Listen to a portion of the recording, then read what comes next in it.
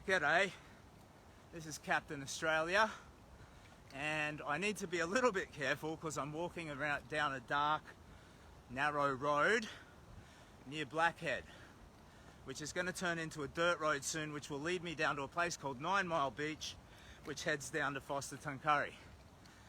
So I just wanted to update you. I've just spent a few hours at Blackhead socialising with this lovely lady I met. Her name's Deb. She's recovering from a home invasion not long ago, and she's just been so kind and so wonderful to me, despite her own troubles, which I just found delightful. You'll see some photos that have been updated, including her son was injured in the invasion, and they're seeking donations for his medical costs. So if you see a photo of that and you're feeling philanthropic and generous, you can probably track down the details of that. But yeah, we went to the Blackhead Bowling Club, and they did a little announcement over the microphone, and we were able to get some donations. Oh, the sunlight's really fading, sorry. So you can see a big A and not much else. Yeah, I just wanted to update you. So I'm planning to do a little bit of a starlight walk along the beach. This is a bit iffy. I'll show you what so even with a bit of light, that's the road ahead.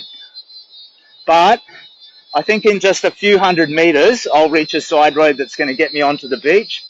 So just for this little bit, I have to be mindful of cars and duck off to the side in case it gets a bit iffy. And I'm sorry that you can't see me very well. But yeah, I've had such a delightful time. So I've spent a few hours at Blackhead. And it's been a bit surreal because everyone's coming up and shaking Captain Australia's hand and all the rest. And it's lovely. I've updated a bunch of photos for you. But for me, the standout moment was this lovely little kid, Link, and his family. So this little boy came over and he had a little donation for the Kids Cancer Project. And he was just so sweet and shy. And he's like, "Oh, hello. I think what you're doing is great. And me and my mum and dad, we like and support you." And he made his donation, and that was lovely. And I thanked him, and it was just a sweet moment. But then later he came back and he'd taken one of the Keno forms, and he'd drawn a little picture of Captain Australia on it, which I have in my pocket right now, and I'll carry with me for the rest of my walk. And he said, "I wanted to give you this picture because I drew a picture of you." And it was just really such a sweet thing, And the idea that I've given that kid a memory that he can carry forward into his life, it just makes me happy. And you know what? We found the beach road. I don't know, you might be able to hear the waves, but you probably can't see much else. So I apologise that the stream is so late, and it's imprudent and unwise of me to walk at night, and imprudent and unwise of me to pitch a camp at night, but I just haven't made the distance that I particularly wanted to, so I thought I would continue forward. Okay, this is winding around a little bit. Oh, we got a comment. It's very dark out there. Yeah, it's not actually as bad. The phone, it's a bit of a disappointment to me when I take a photo of something that to my eye is majestic, the phone diminishes it. Much in the same way as here we are in darkness, but I can see kind of okay with my natural eye. It's not too bad at all. But for you, it's pitch black, and I'm sorry about that. But anyway, I just thought I'd give you a bit of an update what's going on. So I am now, you should be able to see in the distance a little flicker of light there. I think that might be Forster Tuncurry, or it might be a town midpoint. But this stretch of beach is called 9 Mile Beach, and I'm going to bloody well walk along it, at least for a bit. You need to be very careful pitching a rough camp at night. Snakes and, tripping hazard is the main thing, but it will all be well. Anyway, beautiful country, and it's nice to walk in the evening. Tara says, "Watch for blue bottles and snakes. We would have dropped you some goodies, but we are on ISO. We live at Redhead." Okay, that's very kind of you. I'm kind of carrying the most that I would want to carry at this point anyway. Anybody who gave me something, like a bottle of water or whatever, I would take it because I love the kindness, and the kindness is helping me as much as the material support, you know what I mean? But, yeah, right now I'm pretty much stocked. So let's see if I'm visible. Oh, there you go, a little bit. Okay, yeah, boy. Captain, Kickety, Captain Australia. Tara says, in isolation. Oh, okay, yeah, so you're stuck in isolation. That's a bummer. That's Foster, mate. Be careful. Okay. My father used to walk around our farm at night checking on cows. Stay safe. Yep, well, I will do my best. And if that light down there is Foster, I don't know, this is supposed to be 9 Mile Beach. It looks a bit closer than that, to be honest. Maybe 10k. So I'm just going to ramble along here for a couple of hours and then find a place to sleep. But I wanted to tell you about this sweet kid, Link, and what a lovely experience that was, and in general, what a lovely day I've had. And for me, one of the reasons I need to share this is to show that it's available to all of us, you know. You, right now, you get to have an adventure if you want to. You don't have to dress up as a superhero, you know, you don't have to, but you can think of some extraordinary thing, something that no one else is going to do, and you can toddle off and do it. And as long as you make the nourishment of your soul and your future happiness the priority, you know, you will succeed and you will benefit from it. Anyway, you will get to Tuncurry Breakwall if you keep walking on that beach. Thank you so much, Tara. Cheers. So what I'm going to do is somewhere, maybe at the halfway point between here and Foster, pitch a camp. It looks like there's a nice tree line along here, so there'll be some pretty easy spots to sort it out. I just need to be super aware of snakes and whatnot. And I'm not wearing my big army boots. I'm wearing my dodgy beach sandals, so need to be extra aware. But seriously, I think the biggest hazard at night is not so much snakes, even ticks or other pests. It's actually tripping, especially in sandals. So if you're walking through, you know, some long grass, there's low bits of wood and stuff, you can very easily catch your foot. And if you do that, you tumble forwards. You know, a fall isn't going to be, you know, potentially damaging if you land okay, but you might land wrong, twist an ankle. The worst thing, though, is if there's wood and debris on the ground, you can land on top of like a spike, just a broken branch poking up on the ground, and that can puncture an artery and bang, you bleed out. You know, just one silly trip and it's all over Red Rover just because of bad luck. And the odds of that are pretty low, but you need to be vigilant and diligent. Anyway, Captain Australia, kickety Captain Australia, survival lesson. Not that I'm qualified or equipped to give anybody any lessons on just about anything, really. So take that with a grain of salt. Anyway, I wanted to update you. There's some pictures that I've uploaded. I hope you enjoy them. I think I'm just going to switch off, or I might give my wife a quick call and tell my kids I love them. And then I'm just going to enjoy this nighttime walk, because I haven't really done a nighttime walk properly yet. Only once, and that was after, I can't remember the name of the town, but it was after things went a bit wobbly in a sleeping situation with a homeless couple.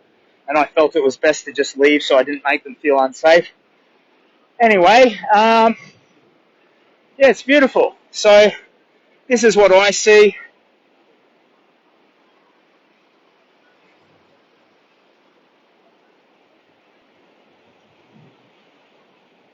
And I reckon I'll probably pitch camp at some point in the next hour or so. I'll make a bit of distance first. So thank you for your time and interest. This is Captain Australia's Big Walk.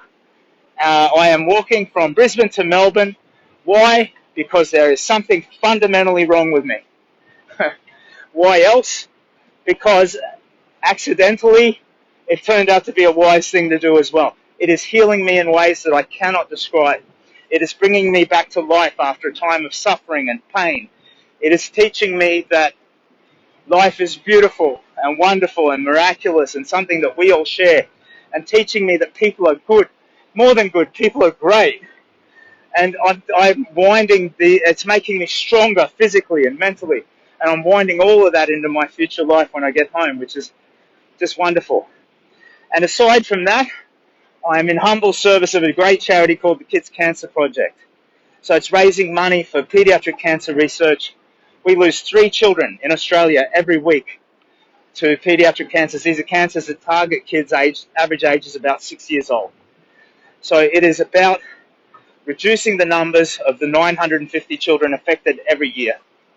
So that's what the charity is about, and you'll find links in the sticky post and all that. So, and I would greatly appreciate anything you can do to share, get the word out, and support the Big Walk if you see merit in it. So thank you so much for your kindness and your interest, pardon me. And by the way, I might be a little bit drunk. People kept buying me beer. I've had about 4 beers. And my capacity for alcohol has reduced dramatically. Margaret says, must have been an amazing day. It built your esteem up a lot. Enjoy your ramble walk at night. I will, Margaret. Thank you so much. You've been a steadfast, long-time supporter of the Big Walk, mate, and I'm really grateful for your continued attention, Margaret. You take care of yourself as well.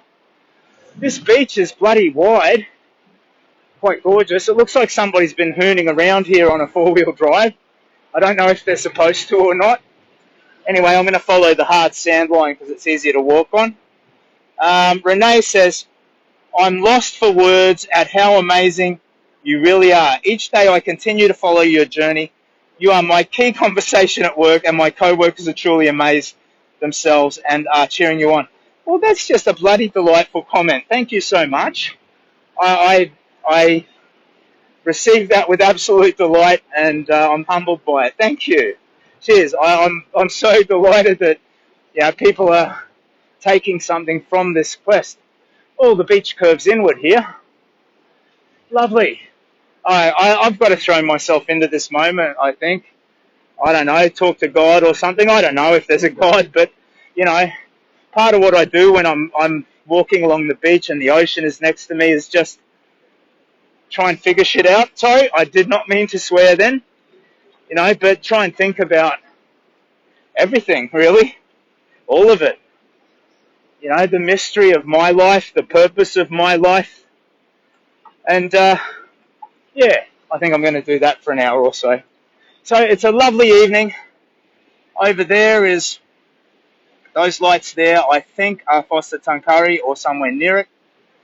And, maybe tomorrow, I can find it. I'll get Jo, who is Alfred to my Batman, to see if she can ring around. Maybe there's a local accommodation who might put me up for a night or something, because I really would like to do a little bit of shopping for my son's birthday, to be honest. Tara says, Tuncurry Rock Pool has good brekkie, showers and toilets if you need. The lights are Foster. Okay, awesome. Lovely. So I'm really not that far. And as far as I understand it, Foster Tuncurry is a little bit of a hop, skip and a jump to Newcastle, which is a hop, skip and a jump to Sydney. So we're getting there. Absolutely getting there. Chrissy says, can't believe you're still walking this late at night, spreading your journey all you can to all I can. Thank you, Chrissy. So for me, actually, that fills me with hope, because I think, there's someone driving on the beach down there, I think. I just hope it's not a coastal ranger. And I hope that whoever it is, they don't run me over. You can, I don't know if you can see, hang on. Like in the distance there, that's actually headlights of a vehicle. That's Foster over there. So maybe they're just having a nice drive. Anyway, we'll encounter them pretty soon. But yeah, the sharing of it is I am so grateful for that, because a massive part of what I'm doing now is purely and only for the charity. So there's all of these personal reasons that I'm undertaking this mad quest, but the part that I worry about failing at is in the service of the charity and just maximizing the result for them. And that all depends on being a social media genius, which I'm not, and just getting the word out there, which I try to do, but you're much better at that than I am. So I'm very grateful for anything you can do. And on disappearing, you can see my, oh, look, I'll give you crazy eyes. Captain Crazy Eyes. How creepy is that? That is about as creepy as you can get. Yep, this car's coming over. Maybe I should keep streaming just in case it goes wrong. We might get a get A out of them or something. I'll attach you to my chest and keep you there because the light will help them to see me. And if we have an encounter, you can see what it's about. So you should be able to see a car driving along the wave line. Yep, they're driving into the waves, just hooning. Please do not run me over. I think they've seen me and they know I'm here. And possibly are worried about getting busted doing the wrong thing. You know, are you meant to drive on the beach? I don't know. Well, I'm not anybody to bust anybody. I might be dressed as though I think I'm Batman. Oh, let's get this off. I might be dressed as though I think I'm Batman, but I don't think I'm Batman. They're going to loop around. You might see that car looping around behind me. That's the only major hazard at the moment. Don't go to the light, Simon. What?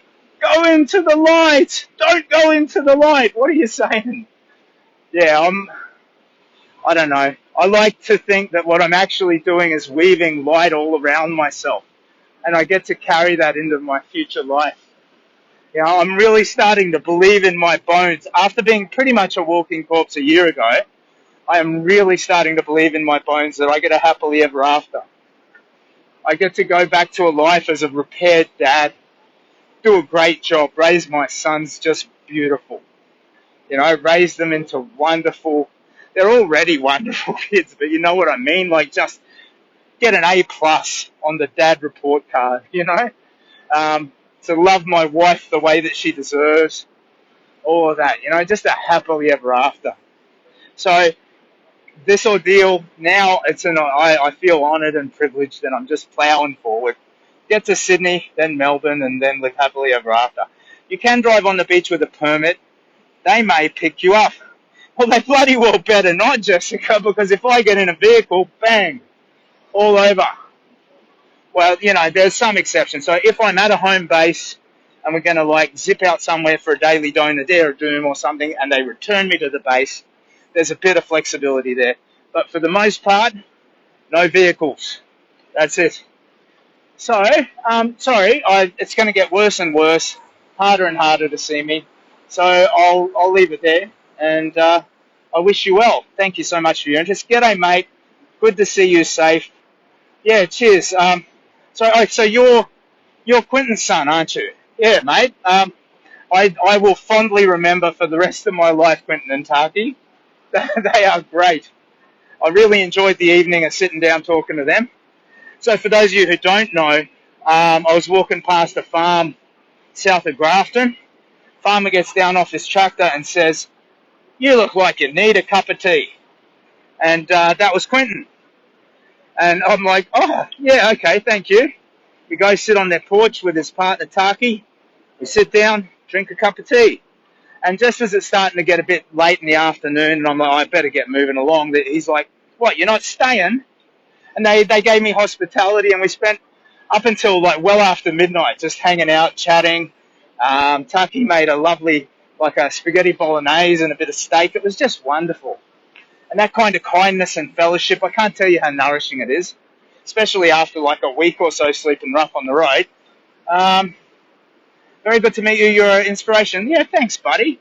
Well, I think it's in all of us to do some wonderful things, and anyway, I'm really grateful to have met Quentin and Taki. They were just crackerjack. They were lovely. And sorry, I've had a few beers at the Blackhead Bowling Club, so I'm at risk, even more risk than normal of an old man ramble. So I better bloody say the farewell and leave it there. Chrissy says, "Look after yourself, and we'll look after Jenny and the boys." It's a great joy to know that there's people at home who have one eye on the family. Yeah, I don't know, but Jenny's probably the most powerful person I've met in my life, Chrissy. So I have no doubt that The boys are in good hands. Yeah, I'm going to walk for at least another hour. This is lovely. The breeze is cool but not cold. Just lovely. Yeah, the bolo is great. Oh, okay, yeah, sorry. They were lovely. The fellowship, people just coming up, they were lining up to shake my hand. I'm like, what? Because I can lean into the Captain Australia character and be like, oh, that's thank you so much, blah blah blah. But me, the authentic human underneath, is like shocked and flattered by it. You know what I mean? Jenny's a force. Yes, she bloody well is a force. You're awesome. So lovely to meet you. Oh, Deb.